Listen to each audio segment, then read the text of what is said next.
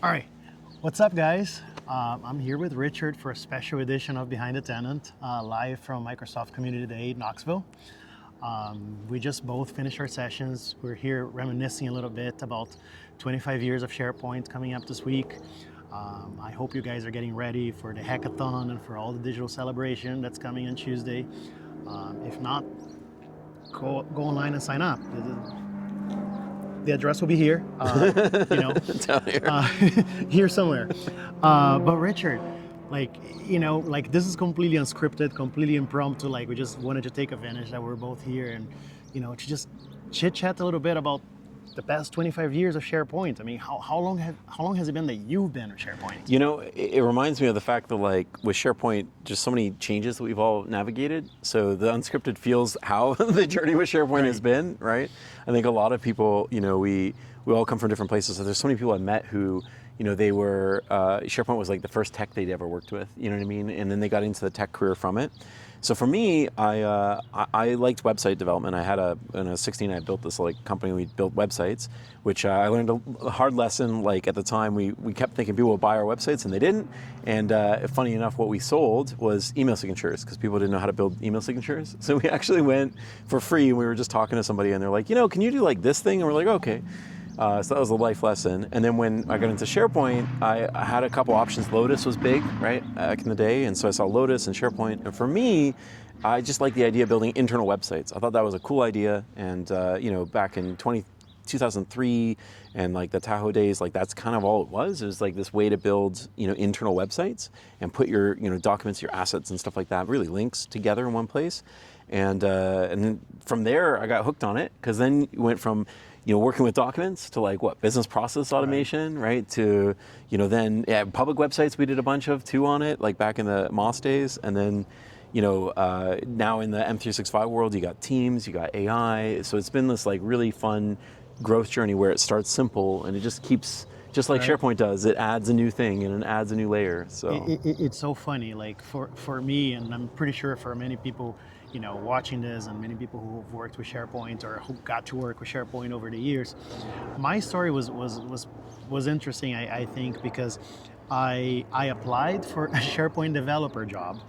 And I said during the interview, I have never used SharePoint in my life. I don't know what SharePoint is. I mean, I had, of course, experience in web development, content management, and all this stuff, but not specifically SharePoint. Right. And I was at a time in my career that I was, desperately looking for a new opportunity. And I was told during the interview, it's okay, because, you don't know about SharePoint, neither do we. It's gonna be your job to really figure out the tool and teach us how to use it. I love it. And off I went, as a power user, then a developer, an admin, doing all those things as everyone knows. Going from the on-premises to the great cloud migration, right? And did all that, and here I am now as a SharePoint MVP. So something I must have done right along the way. Learned a lot, pissed off a lot of people along the way too. Got to hear the questions that people hear all the time. Can you make this not look like SharePoint? Dealt with things moving left and right, up and down, Yeah, what's the latest thing you all probably felt? Like the SharePoint libraries, right? Now the filtering is on the left, and the create button, the upload and create is on the right. We all got used to it being on the left. Now we gotta readjust. That was the same thing with the site actions menu. I remember being 23-ish, whatever. Don't want to get dated too much, but it used to be on the right, and then it got moved to 2010, I believe, around that time, to the left, and then to the right again.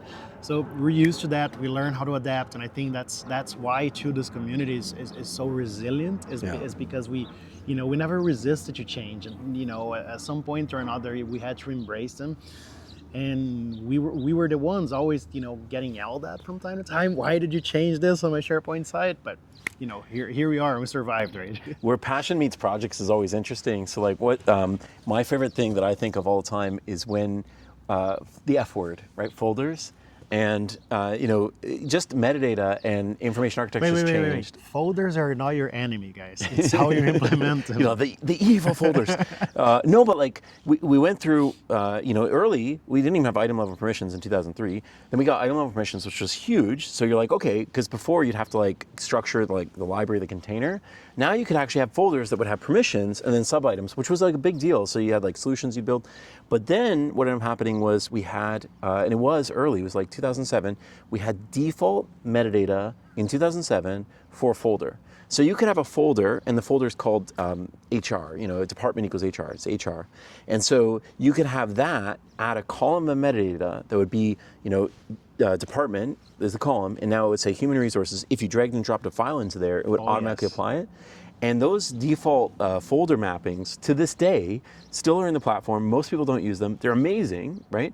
Because now you have the benefit of both folders and metadata. And there's this great gentleman named Reuven Gotts, and he had this awesome analogy where he had an Excel, and he showed, because libraries can be intimidating, right? Like, what is this thing? What is metadata?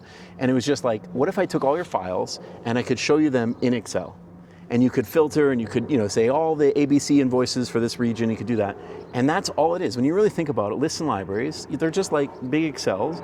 And so, what if I could make it so the folder applies that metadata? And like, these things still make a difference today. We talk about Purview, and we're applying default labels, right?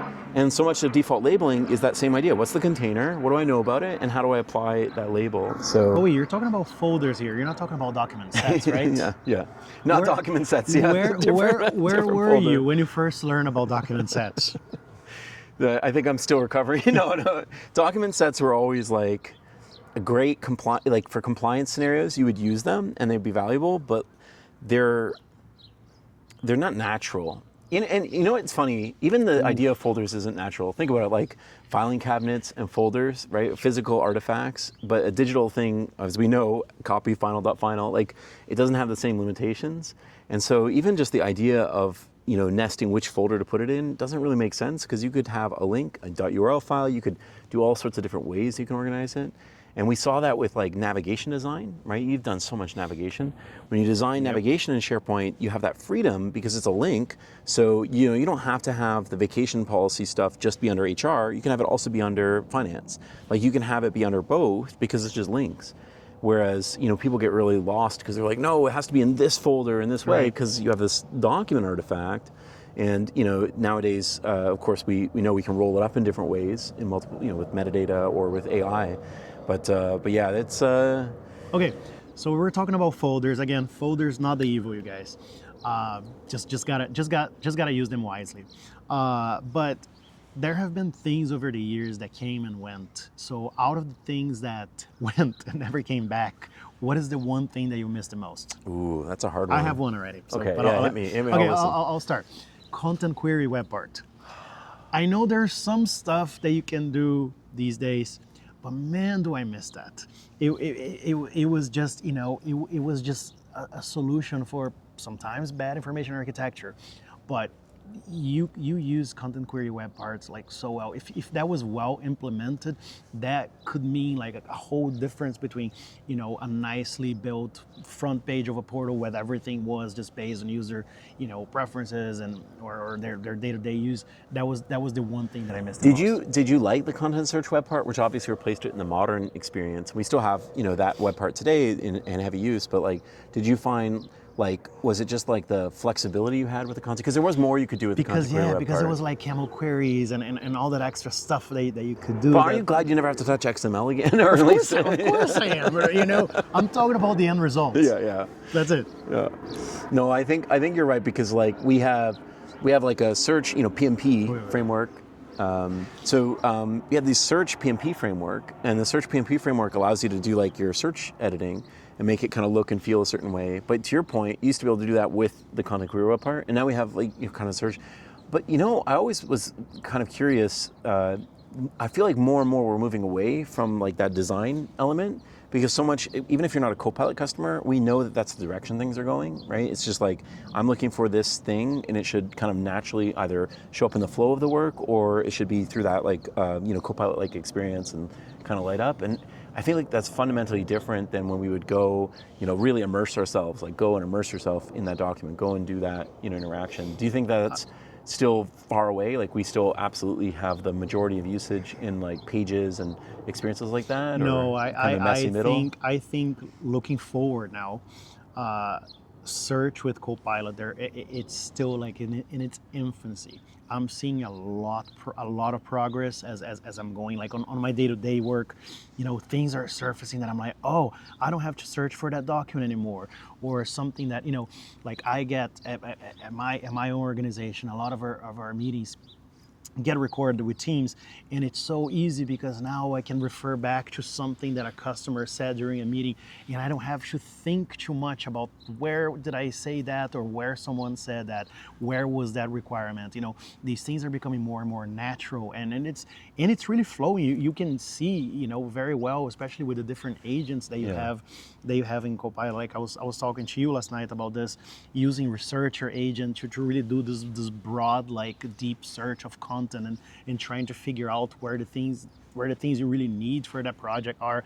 Getting all that together, researcher has been amazing for me. And then starting from the researcher, you throw that content into the analyst agent, and now you start drilling down from the massive amount of content that you have, and putting things into timelines so you can build plans and all that. I'm loving it, man. But it's still to this day, SharePoint discussions are content discussions, right? And so, back in the day, it was about getting people to content. It was navigation, a lot of it was navigation, right? And getting people either through search or through navigation at the right spot. Then it became, automation. So we'd have like workflows and processes and things like that. But it's still about your content. It's like getting more value out of the content you have. And I think like with AI, it can be overwhelming, for people who are kind of navigating that, thinking of their own histories with SharePoint, if you've been around for part of that 25 years. But I think a lot of it really is still the same journey. It's like, how do I get more value extracted from the hard work that people have done, they've created the content, and then how do I take that content and help other people build on it? Whether it was templates right back in the day, now it seems to be a little bit more about like taking the best ideas, artifacts, elements of that, and then reusing that in different ways, using it almost inspirationally with other AI patterns. Even the latest capabilities with like Copilot tuning, right, where you're saying, I want the Copilot output to generate documents, and I want those generated documents to be more like this subset of documents. That is achievable today. And I think that's a great example of how far it's come along, because there was a time where it was just like, okay, can we just have reference documents? Right. Like not even templates. Can we just have a place where you could look at the previous documents we've done and then use them as a baseline? Then we had templates, and even that has always been up and down. We've had different types of templates.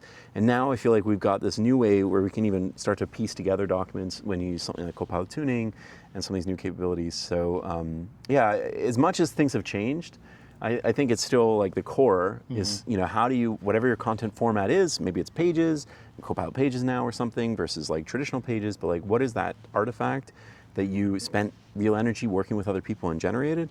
And then how do we get more value out of that? And reusing work, right? I feel like all the time we're constantly reinventing the wheel or recreating things that someone have done before. Like if you're in an organization that, you have this influx of people coming in and out, and sometimes you don't know all this background and all this knowledge history that has been before you. So having Copilot help you surface that, I think is really good. Yeah. One thing that helps me a lot in my day-to-day work is something so simple that has been around for quite some time actually with Copilot, which is like going to your personalization settings in Copilot, right? And teaching Copilot how to speak your language.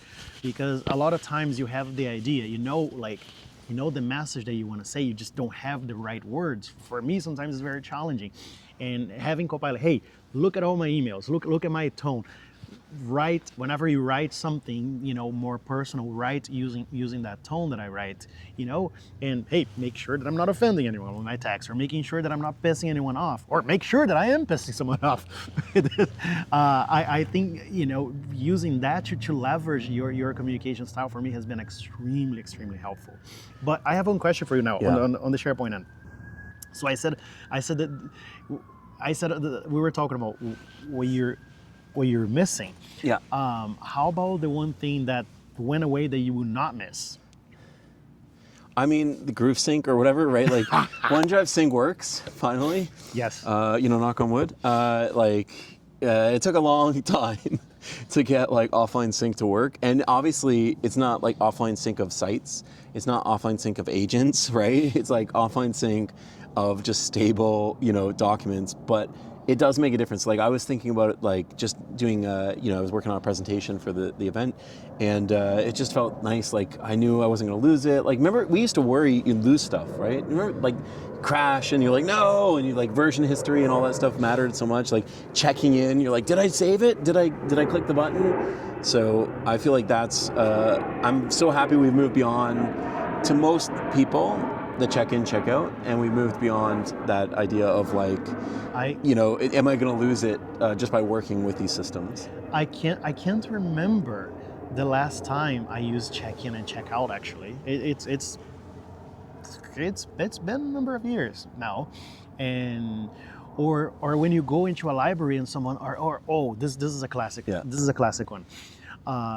Getting a ticket or getting a complaint from a user that said, I saved my document in there and my colleague cannot see the document. I see the document and they can't. What is happening? And then you go just to tell them, because the library requires all the documents to be checked in before they can be seen. Right? Oh, yeah. So it's like you would go, right. Major, minor versions. Right. So you would go into the library settings and there will be like, dozens of documents that were only sitting on like version 0.1 that they never got checked in after they got uploaded. Yeah.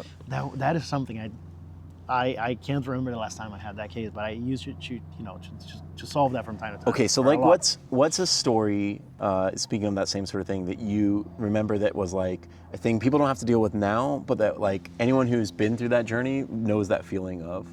Like one of the things I was thinking about, you were talking about it earlier, was like warm-up scripts, right, for the environment. Oh, yes. But I was just thinking like IIS resets and like the terrifying nature of doing an update of any type, where you're like, is this going to turn back on? And you're like, and a lot of times you wouldn't be in the physical environment, so I'd be like ready with the quick call to like, okay, can I get someone to go to the machine to do the wiring and turn it back on if it's not going to boot up again? Like when we moved to BPOS and then Office 365, like I felt so much better. Right. No one should trust me, at least nowadays, with a server is what I'm really saying. And I feel like even back then, I don't think I ever felt confident. I knew exactly what was going to happen, when I did an update or made a change.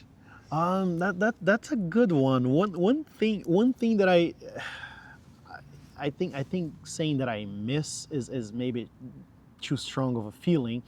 But one thing that was like simpler times, if anything, STS admin. Remember, like using STS admin to deploy stuff was just a lot simpler than PowerShell these days. PowerShell now like requires like a master degree, if you're not using that on a daily basis. STS admin was.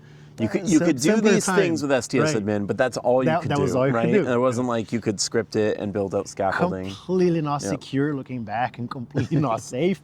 But hey, that's different threats, right? Different threats back then. But speaking of that, I will say, it is surprising that there are still so many 2016, 2019 environments, right? And you think of like end of extended support, like that's happening. This is this year, right? That's a big transition. Alerts, workflows. Yeah.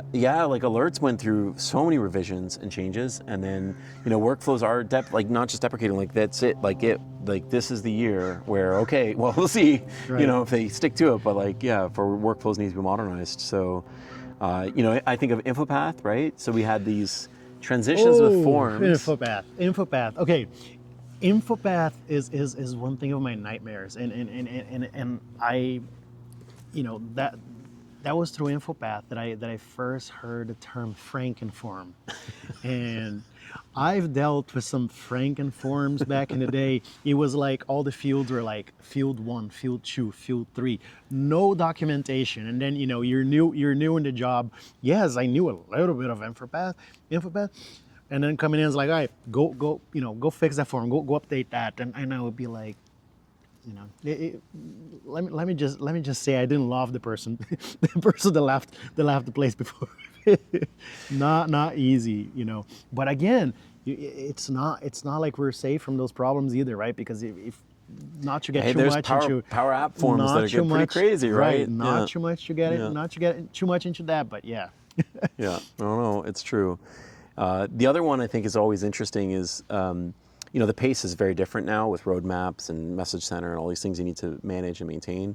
But I think it's interesting, like back then you would like look at like what changed, and it would be, maybe like some authentication protocol thing, or it'd be like, oh, you get this little widget, this little button here, and now we get so much change that like no one would pay attention to any of those things. Those little incremental notes, they're already out there. Like you can find them, but like no one really looks at those notes. They just look at the bigger things because there's so much more now, and we always wanted that, right? We always were like, I wish they had this in it, or I wish they had that version.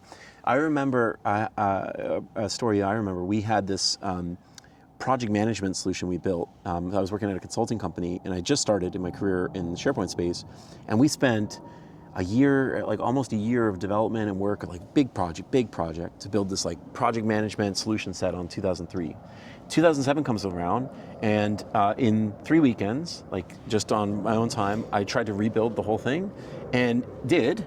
In basically like 90% of it, because we had to like custom build, individual item permissions. We had to like build this drag and drop experience, because you don't think about it, but drag and drop wasn't a thing in 2003. And then we had 2007, and that's when I was like, okay, this is different. Like fundamentally, it was a big shift. And I don't think I really felt that, from 2003 to 2007 felt really different. And that's why I think there was a lot of momentum. Yes. And then I hadn't felt that until Power Platform. And then when Power Platform came out, and we saw, this idea of taking, SharePoint workflows and taking them a step further with Power Flow, like flows in general, and these templates, and this connective framework, it was like, oh, that was like, I feel like the next big wave. And now, of course, we have AI. But did you have like kind of moments that you felt were big step changes, in that journey? I don't know, social media maybe? For me, for sure, the big change for me was the first time that I got to use SharePoint Designer, that I could build workflows. I'm like, oh my God, I can like now build these little programs to basically simplify, sometimes complex business problems without writing a line of code. It was just like moving blocks around. So I already had SharePoint that I was a big fan of for the content management part. But now the fact that I could just tie, hey, shoot off an email to this person, or start an approval, and hitting like using workflows for the first time was for me was like mind blowing. So deep SharePoint experience people know what haunted by ghosting and unghosting means in the SharePoint Designer days, right? Was it a ghosted page, unghosted every time you do a migration or upgrade? That's a good one. I also think of like, remember 2010 where I was at Enterprise 2.0 conference, and I remember talking about social, and we were like, oh, look at SharePoint's got social in it. And I was like, look at this Yammer thing. And then of course, Microsoft acquired Yammer. And I remember that being a big transition point too, right? Because it was this change where it was really a document and page management experience and framework, and it kind of transitioned, and it had workflow, and it transitioned now into something that, is really different now. Of course, we have Viva Engage, but I think that did kind of create a bit of robustness. And I think for a lot of people, it introduced them into this world of, it was called Enterprise 2.0 then, but this idea of, there are different types of spaces. There's communities versus like a communication site versus like a team place, right? And now, you think about it, we have teams, and we have team sites, and we have team spaces. So it's gotten more and more complex, right? Loop spaces or Copilot pages and Copilot notebooks and other types of collaborative environments now. But yet at the same time, it just felt like a natural extension where it just kind of built further. So I think that that felt fun for me, because I remember social is such an exciting thing in an enterprise context. And so, this idea of like shared knowledge and taking knowledge to that next level was something that I think was a big shift around 2010, and when we had social. And then it became, I got here, what you said? You said, what is something I miss?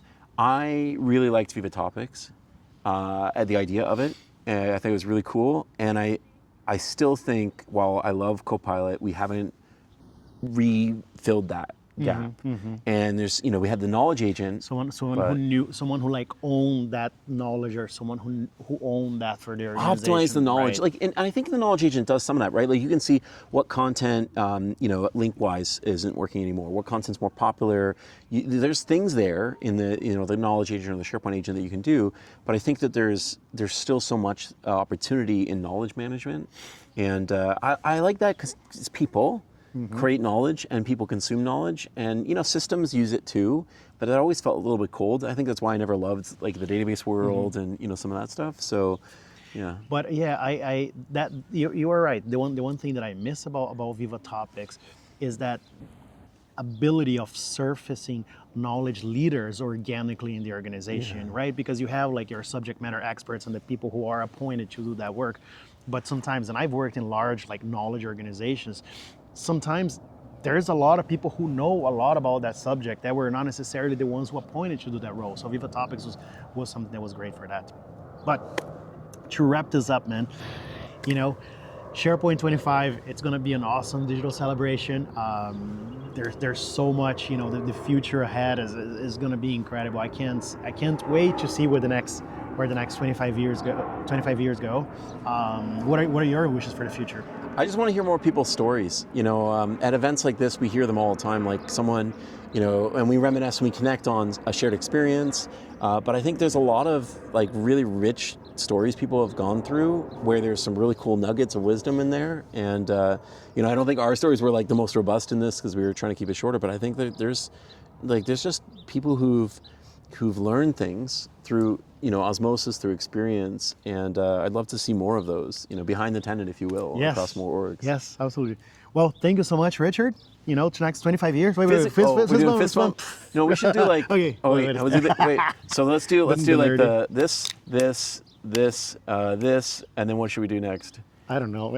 You know, you have to like. Okay, let's try it again. Come on, we can do this. So it's 1, 2, 3, and then what are we doing? This, and then let's do this, and then this, and then what? Then, I don't know. You guys send in the comments how to and then we do wings. Oh, wings. Okay, hang on. All right, so let's do it. 1, 2. Wait. We did it! All right. Thank you guys so much. All right. See you next time. Bye.